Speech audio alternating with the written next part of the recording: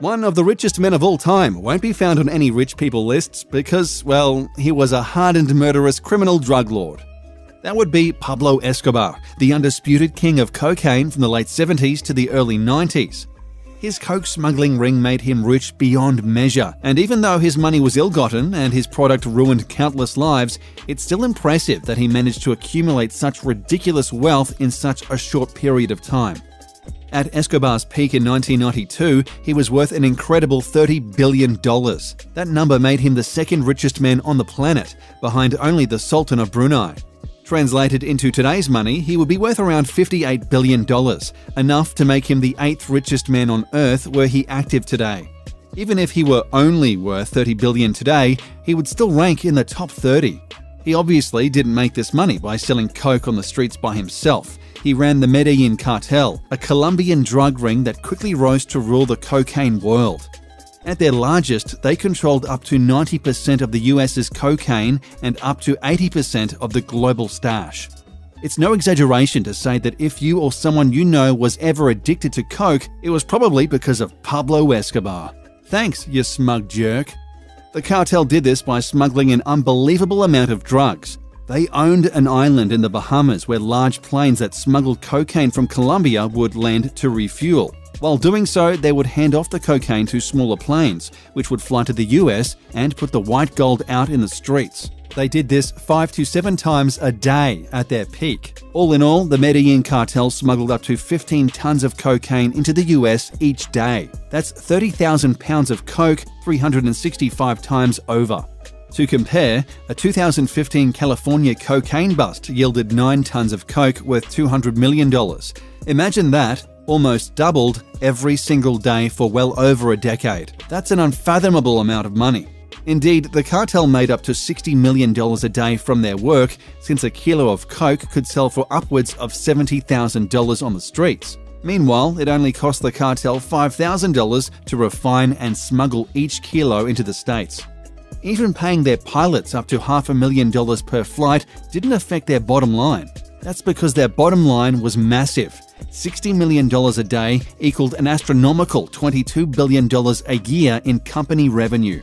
And unlike most multi-billion-dollar companies, whose wealth is mostly tied up in stocks and investments, the Medellin cartel boasted billions of dollars per year in cold, hard cash. If they turned it all into gold coins, they could have easily swam in it like Scrooge McDuck. That kind of annual revenue would be enough to place the Medellin cartel high on the Fortune 500, assuming Fortune magazine got into the business of honoring criminal organizations. If they did, Medellin would rank around 140, pulling in more money per year than giants like Visa, Netflix, General Mills, Office Depot, Motorola, Harley-Davidson, and even McDonald's. Sorry, Ronald, you're just going to have to sell more burgers. The cartel had so much money lying around, they spent $1,000 a day in rubber bands to organize the cash into wads. Think of that, $1,000 per day on rubber bands. Do you know what the typical person spends $1,000 a day on? Nothing, because that kind of spending is insane. They spent $365,000 per year on those bands, almost as much as the President of the United States' $400K annual salary. The cartel accumulated so much cash, they had no place to store it all. They couldn't deposit their billions of illegal dollars into a bank without setting off alarms, so they had to find other solutions. They wound up stashing much of it in old warehouses, while other bills wound up buried in fields. Roughly 10% of that money did not survive, being lost forever to water and other elements, ruining them beyond use. If not that, rats would simply chew the dough to shreds. That's $2.2 billion in cash written off for good every single year. With $2.2 billion, you could buy both the Miami Marlins and the New Orleans Pelicans, and still have $2 million left over to buy a 15-acre island in the Florida Keys. Pablo Escobar, meanwhile, reacted to $2 billion in annual losses with a resounding, "So what?" The man was still insanely rich, having far more money than he could ever spend in his lifetime. This is a man who once lit a fire with $2 million in cash because his daughter was cold.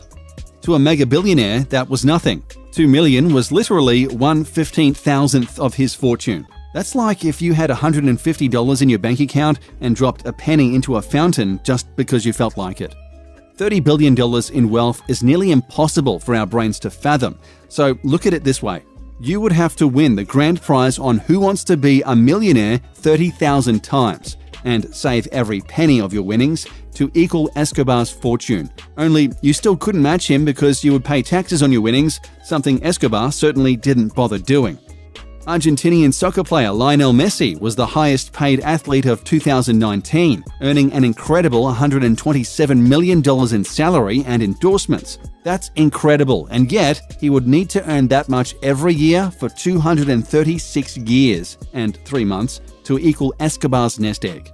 The US federal minimum wage is $7.25 an hour. To make $30 billion, a minimum wage worker would need to work 4,155,124,653.75 hours. Assuming a 40-hour work week, that would take 519,390,582 days, or just under 1,422,988 years.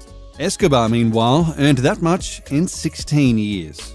His wealth was nearly beyond imagination, but it came at an incredible cost. The Medellin cartel murdered thousands of people and ruined untold millions of lives with their product. Plus, all that money didn't save Pablo Escobar himself from an early, violent death.